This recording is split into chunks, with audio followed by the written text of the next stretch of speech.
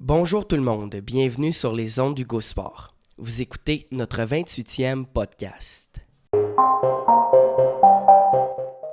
Présentement, je suis en compagnie de Renaud Tremblay. Bonjour Renaud. Bonjour Hugo. Ça va bien? Oui, super bien, toi? Oui, ça va très bien. Et Renaud, aujourd'hui, on va parler des agents libres qui ont changé d'adresse depuis le 1er juillet.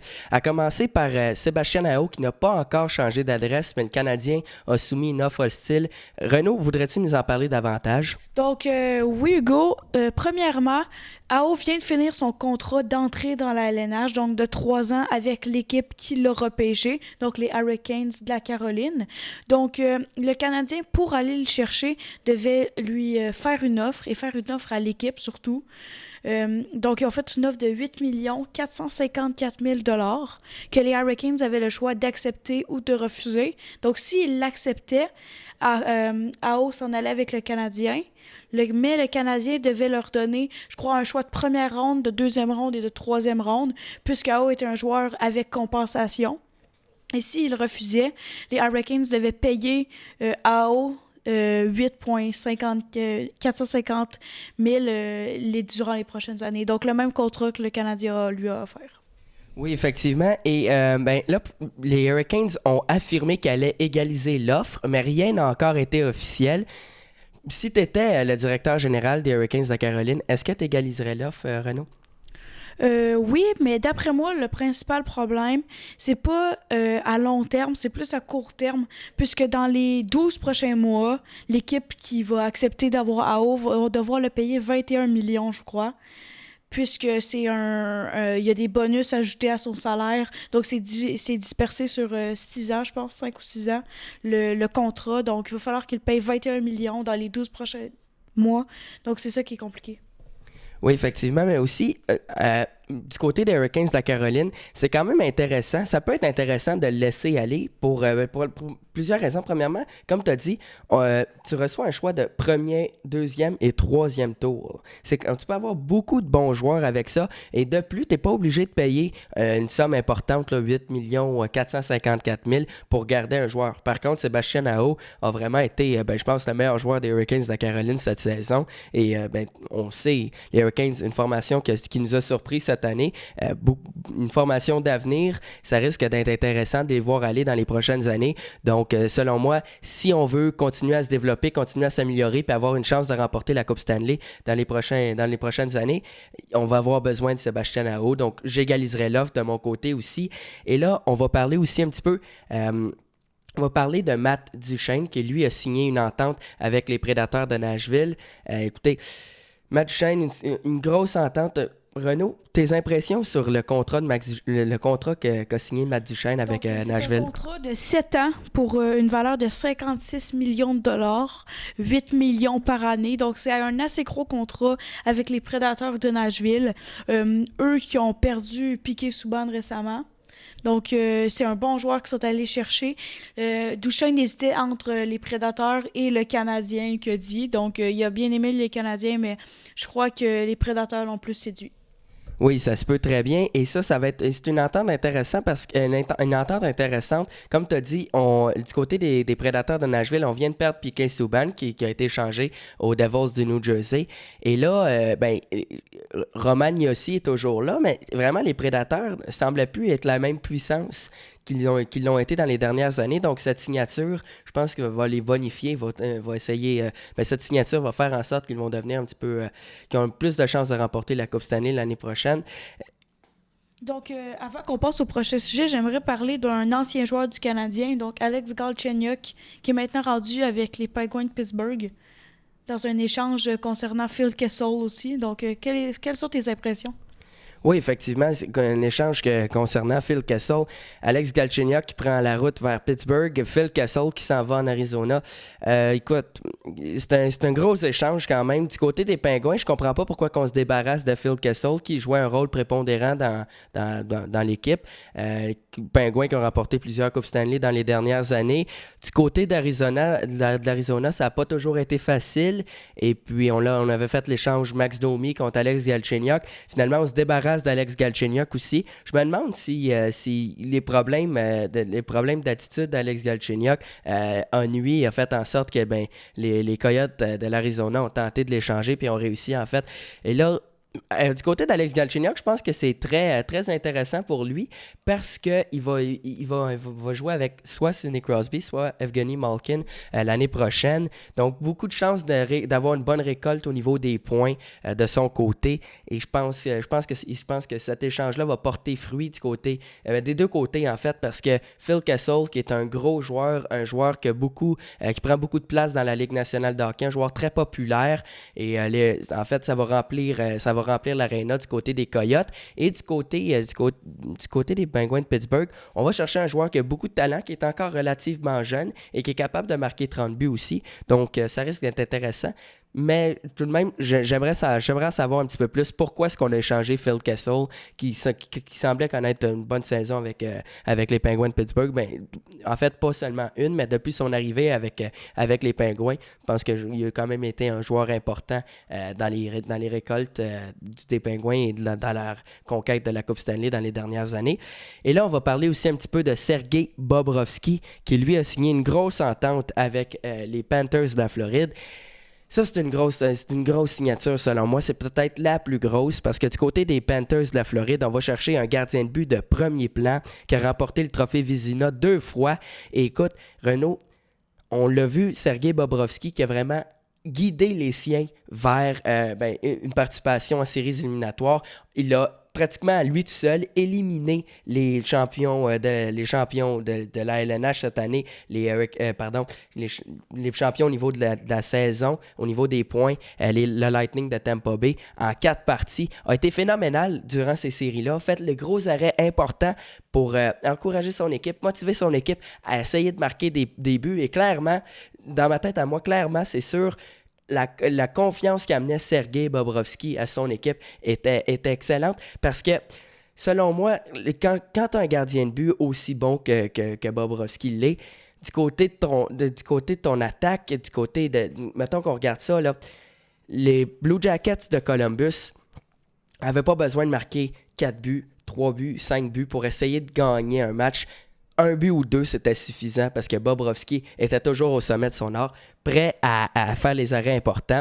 Donc, ça, je pense que ça va être intéressant pour les Panthers de la Floride. Les Panthers, ce n'est pas une équipe qui a beaucoup... en fait, c'est pas une équipe qui est très attirante dans la Ligue nationale de hockey. Donc, je suis très surpris de voir Sergei quitter. Mais là, c'est important, c'est une perte importante du côté des Blue Jackets de Columbus parce qu'on perd Duchesne, on perd Bobrovsky, mais on perd aussi Artemi Panarin, qui lui a aussi signé un contrat.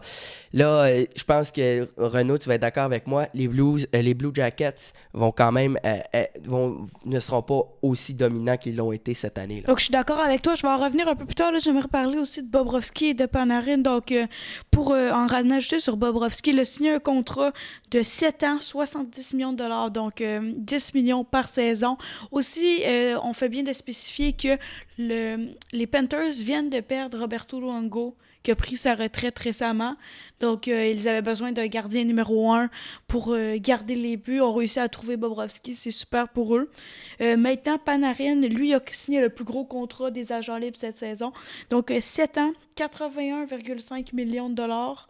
Donc, une moyenne de 11,64 millions par saison. C'est un très gros contrat. D'après moi, Panarin le mérite. C'est un joueur plein de talent. Donc, avec les Rangers, justement, qui est une équipe qui ont descendu dans les dernières années. On les voyait en 2014, 2015, une des puissances de la LNH. Maintenant, sont beaucoup moins bons. La saison dernière a été plus difficile. Donc, d'après moi, Panarin va vraiment les aider. Oui, Panarin est un jeune joueur aussi à seulement 27 ans.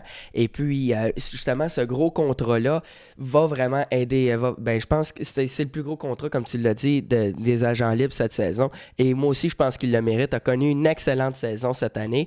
Et puis, j'ai hâte de voir ce que l'avenir lui réserve. Maintenant, j'aimerais qu'on parle aussi des Stars de Dallas qui, selon moi, ont présentement... ont signé les joueurs les plus importants. En fait, en sorte, c'est l'équipe qui s'est le plus améliorée depuis le début, depuis le 1er juillet. Parce que On est allé chercher Corey Perry, qui lui, rappelons-le, son contrat a été racheté par les Ducks d'Anaheim. Une saison très difficile, mais on sait que c'est un joueur qui s'est établi dans la Ligue nationale de hockey. C'est un joueur qui a connu de bonnes saisons en 2007, 2008, même en 2015, était un joueur dominant. Et puis, ben là, maintenant, on parlait même peut-être d'être le meilleur joueur des Ducks d'Anaheim. C'était entre lui ou Ryan Getzlaf. Là, soudainement, une saison difficile. Il n'a même pas joué beaucoup de matchs dans la Ligue. Il n'a pas joué beaucoup de matchs cette saison. On pense qu'il y a une récolte là, de pas loin de 10 points seulement dans cette saison, en fait, du côté de Corey Perry. Et on a racheté son contrat. Les Ducks d'Anaheim ont racheté son contrat et les Stars de Dallas ont sauté sur l'occasion pour acquérir un joueur d'expérience pour leur équipe qui a quasiment participé à la finale de la Coupe Stanley cette saison. Donc, la signature de Corey Perry est très intéressante, mais il y a aussi, du côté des Stars, on est allé chercher un bon défenseur en Andrei Sekera aussi. Et puis, on est allé chercher... voyons, son nom m'échappe. Joe Pavelski. Oui, exactement. Joe Pavelski qui a signé un contrat de... Est-ce qu'il y a un contrat de 7 millions de dollars par saison? Et ça c'est un autre joueur d'expérience qui s'est établi dans la Ligue nationale de hockey. Donc, du côté des Stars, ces 3 joueurs clés, selon moi, vont faire en sorte qu'ils deviennent une équipe un peu plus épeurante dans la Ligue nationale de hockey. Et ça aussi, ça va remplir l'aréna. C'est très intéressant en tant qu'un partisan d'aller voir ces 3 joueurs-là évoluer. Et il y a aussi Jamie Benn qui reste avec l'équipe, Tyler Seguin. On est très solide devant le filet avec Ben Bishop. Selon moi, je pense que les Stars de Dallas, c'est vraiment une équipe qui a des chances de remporter la Coupe Stanley l'année prochaine. Et ces 3 signatures-là sont très importantes si jamais le désir participer à la finale de la Coupe Stanley et remporter les grands honneurs l'année prochaine. Et puis, je pense que c'est ça. On a fait le tour. Renaud, est-ce que tu aimerais ajouter quelque chose? Oui, donc pour terminer, j'aimerais que suite aux grosses signatures qui ont été faites dans la dernière semaine, j'aimerais que tu me fasses tes prédictions pour l'année prochaine, les bonnes équipes, ceux qui se sont affaiblis d'après toi. Oui, bien effectivement, Renaud, je trouve ça intéressant, ton point. Je pense que, comme on l'a dit, les Blue Jackets seront moins dominants, c'est sûr. D'après moi, ils ne feront pas les séries l'année prochaine. Sergei Bobrovsky jouait vraiment un rôle prépondérant dans l'équipe. Je pense que les succès le succès cette saison des Blue Jackets, ouais. Je pense que c'est Bobrovsky qui a guidé les siens vers une participation en séries éliminatoires. C'est lui aussi qui a éliminé le Lightning de Tampa Bay en 4 parties. Là, par contre, John Tortorella, qui est un excellent entraîneur, va peut-être réussir à comment dire, mais oui, effectivement, peut-être réussir à motiver ses joueurs un petit peu, mais je pense que les Blue Jackets se sont très affaiblis depuis le 1er juillet. Donc, pour continuer sur les Blue Jackets, j'ai une question. Donc, premièrement, qui va être leur gardien partant l'année prochaine? Donc, ils viennent de perdre Bobrovsky. Donc là, un gardien de premier plan, il n'y en a pas beaucoup dans la LNH, donc ça va sûrement être difficile d'en trouver un autre. Et aussi, peut-être qu'il va arriver la même chose qui s'est passé avec les Islanders l'année dernière. Donc, ils ont perdu John Tavares. Tout le monde se disait « Ah, c'est fini, l'équipe est détruite ». Mais ils ont réussi à se motiver entre eux et à même participer aux séries. Donc, on va voir ce qui va se passer. Et tu parlais de gardien de but de premier plan. Du côté des Islanders de New York, on a perdu Robin Lehner, qui avait gardé les buts durant les séries éliminatoires. Donc, c'est Thomas Greiss qui va être le gardien de but numéro 1. Mais le gardien de but numéro 2 du côté des Islanders de New York, c'est un gros point d'interrogation. Va-t-il être en mesure de faire les arrêts importants lorsqu'on veut donner un peu de repos à Thomas Greiss? Ça aussi, ça risque d'être intéressant.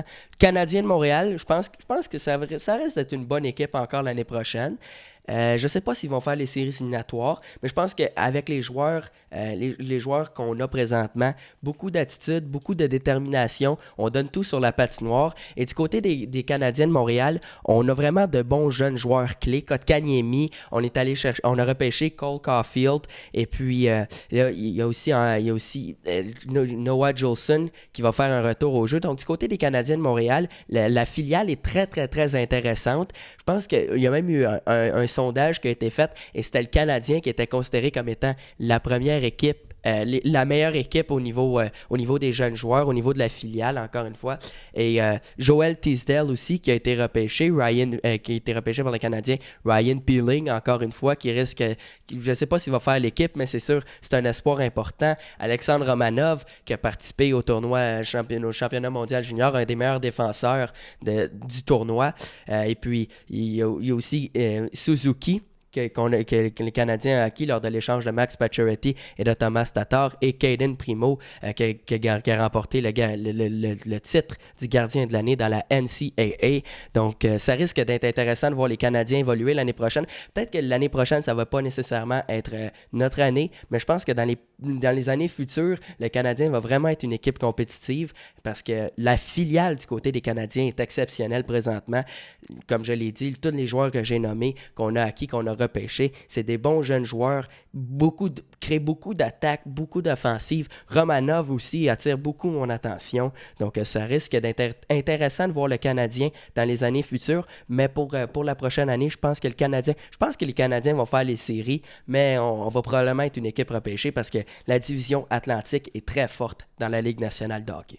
Donc, j'ai un dernier point à aborder avec toi avant qu'on termine. Donc, les Canadiens, durant les dernières années, leur équipe même, on le sait, beaucoup de monde le savent, les Canadiens est une très petite équipe.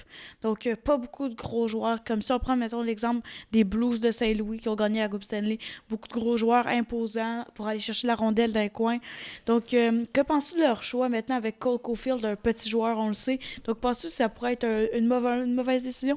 Non, je pense pas, Renaud, parce que il a battu le record de Alex Ovechkin pour le nombre de buts inscrits dans la ligue qu'il joue là, présentement. Va s'en aller à l'université.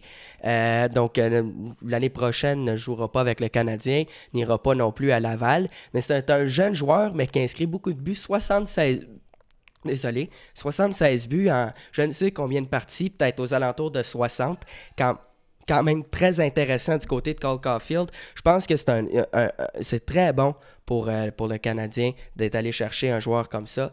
Et puis, je pense que ça va être très intéressant de le voir aller dans les années futures. Et comme tu as dit, le Canadien est une équipe qui est très petite. On a échangé Andrew Shaw, qui était un de nos gros joueurs, un des joueurs qui frappait le plus, et Nicolas Deslauriers aussi, qui s'imposait physiquement, qui lui a quitté aussi. Donc, c'est ce qui va conclure notre 28e podcast. N'oubliez pas de vous abonner à la chaîne, de liker la vidéo et d'interagir avec nous dans les commentaires. Merci beaucoup et au revoir.